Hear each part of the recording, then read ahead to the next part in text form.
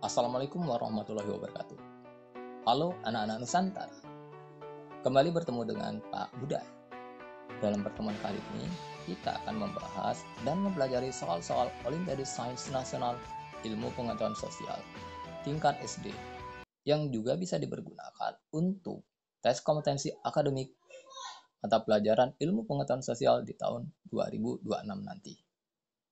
Kebetulan, Olimpiade Sains Nasional baru diselenggarakan tahun 2025 ini. Untuk mempersingkat waktu, kita mulai dari soal yang pertama. Perhatikan gambar pergerakan angin musim berikut ini.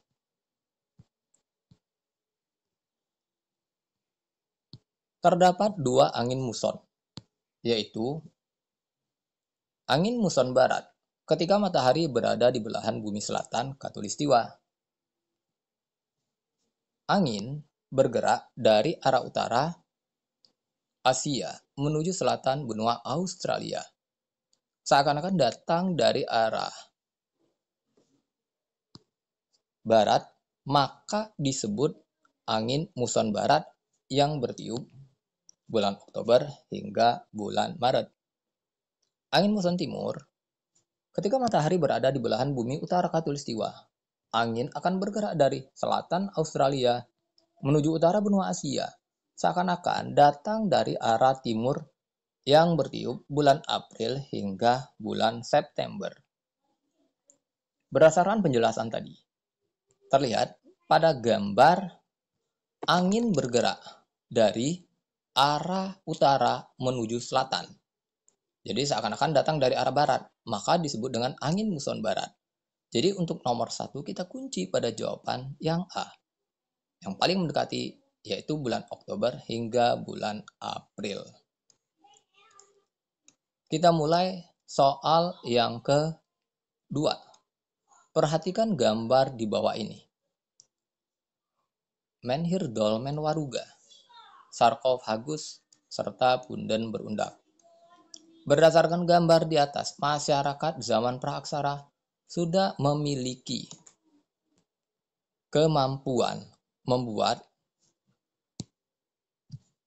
zaman praaksara berdasarkan kebudayaannya di Indonesia, yaitu terdiri atas pertama, Paleolitikum atau zaman batu tua. Yang kedua, Mesolitikum atau zaman batu tengah atau zaman batu Madia. Yang ketiga, Neolitikum atau zaman batu muda. 4. Zaman Megalitikum atau zaman batu besar. Dan yang kelima, zaman logam. Yang ditanyakan di dalam soal yang kedua adalah Megalitikum atau zaman batu besar. Peninggalannya berhubungan dengan sistem kepercayaan atau religi, yaitu menhir, tugu batu, B. dolmen, yaitu meja batu, sarkofagus, yaitu peti mayat yang banyak ditemukan di Indonesia bagian barat, waruga, yaitu peti mayat yang banyak ditemukan di Indonesia Timur. Sementara yang E, punden berundak, yaitu bangunan batu bertingkat seperti pada sistem struktur Candi Borobudur. Kembali ke soal yang kedua. Berdasarkan gambar di atas, masyarakat zaman praaksara sudah memiliki kemampuan membuat. Jadi kita kunci pada jawaban yang B. Bangunan monumental sarana pendukung religi. Cukup bisa dipahami mungkin?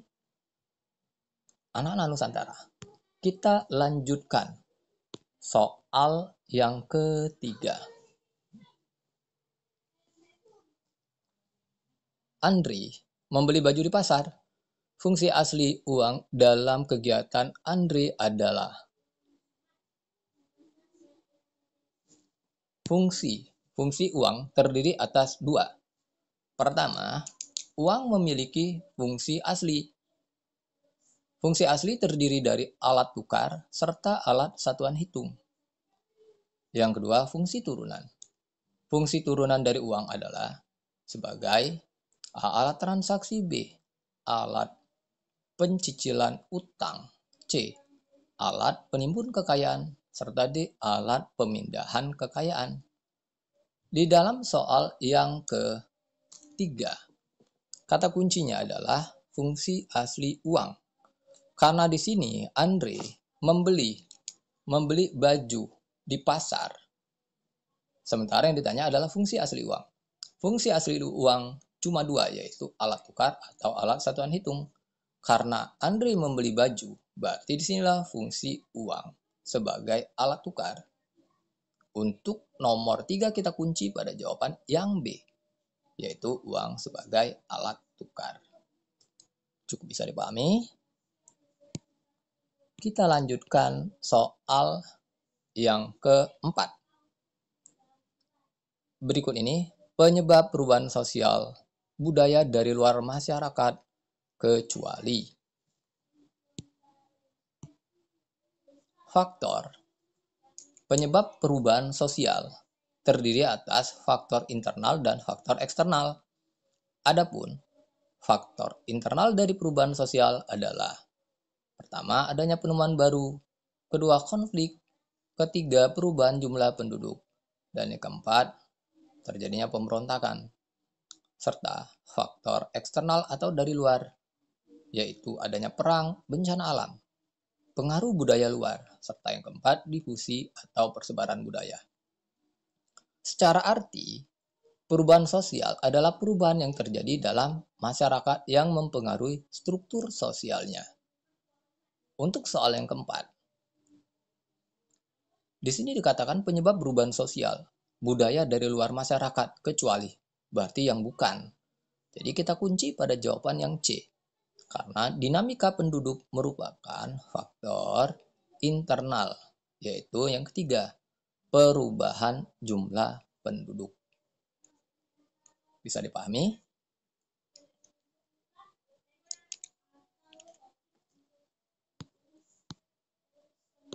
Kita lanjutkan soal yang terakhir atau soal kelima. Perhatikan gambar peta berikut ini. Bahasa nasional dari negara pada gambar di atas adalah.